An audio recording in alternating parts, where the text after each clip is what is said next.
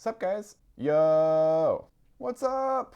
This is Luke from UC Gaming, guys, and today I wanted to do a quick video for you to talk about my board game carrying solution. So a lot of you guys might run into this problem where you are ready to pack up your board games, you're ready to take it to some family get together or some board gaming group or whatever, and you have, 5, 10 board games that you plan on bringing, but you don't really have a good way to carry them. You try and stack them up on top of each other and carry them like a mountain in your arms, like a mountain of packages, and they slide off each other and fall on the ground and spill everywhere. The other option is you can put them like vertically in a lot of like bags and that type of thing, but a lot of these boxes tend to have components that spill out if you put stuff on its side. So that's not a great solution either. What I used to use was a reusable shopping bag from the grocery store, and I would put my games on the side, and that worked fairly well for like $1, but my pieces were falling out inside my boxes and it wasn't pretty. So I've seen people use IKEA bags, like big IKEA bags for like $2 or $3.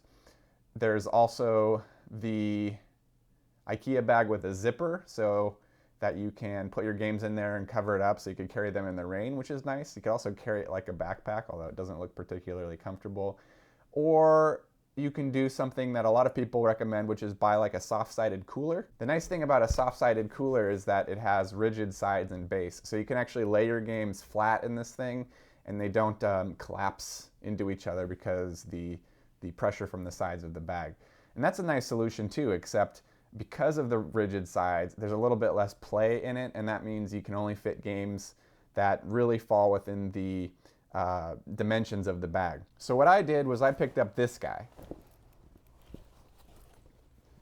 And you can't even see it in the frame all at one time. So let me give you a quick run through of what this is.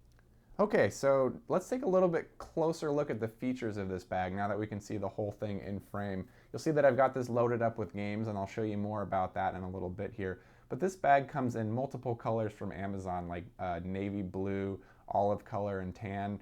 And it's got this nice heavy-duty zipper, as you can see here. This thing is pretty durable feeling. I'm not worried about it coming apart later on. And it's also got this nice flap with these 4 buttons here so that you can fold this over and help protect from some elements and from the rain and that type of thing. You've also got this D-ring right here, so if you want to add your own shoulder strap, you can do that.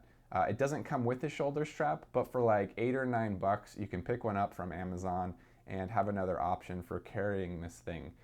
However, I've been using these heavy-duty canvas hand straps, and I haven't found it to be any problem for the short distances that I'm carrying my games, like from my car to a house or to a building or wherever I'm playing my games. But if you're carrying your games a little bit further, you may want to invest in that shoulder strap. Now, one thing to consider about this bag, it is a soft-sided bag. It's got dimensions of 24-inch by 15-inch by 13-inch, but since it's soft-sided, what that means is you need to be careful how you load it up with your games. If you load it up too tightly, you can actually cause damage because your games sort of shift into each other due to the non-rigid sides.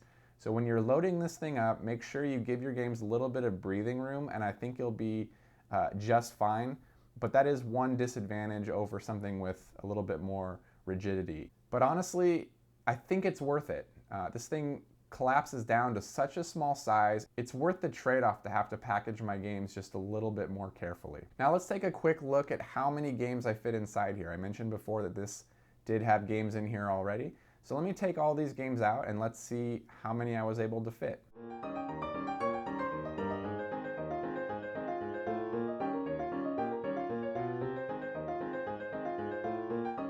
Okay, so you can see I was able to fit 12 games here. I did have one game on its side. I probably could have gotten them all upright had I packaged it a little bit more carefully. But I'd say you could pretty comfortably fit 10 to 15 standard size games in this bag without having any of them be vertical. So as you can see, you can fit a ton of games in this bag, which is awesome because then you can also scrunch it up and ball it up into a little package when you're not using it, which is super handy. It comes in a variety of colors: tan, navy blue, olive green, black, basically military colors. I went with black because it's the most neutral of those colors to me. Some other brighter colors would be cool, but I don't know if they make canvas in those colors.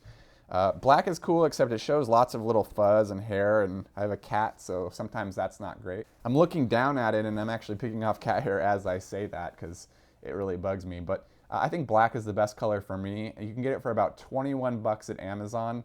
I will leave a link to that particular bag, the Rothco bag, in the description below. So if you guys are interested and you want to support me, support this video, go ahead and click on that link and purchase the bag through there, and let me know what you think of it. What do you use for your board game transportation? Do you have a bag that you prefer? Do you use a soft-sided cooler? Do you use an IKEA bag?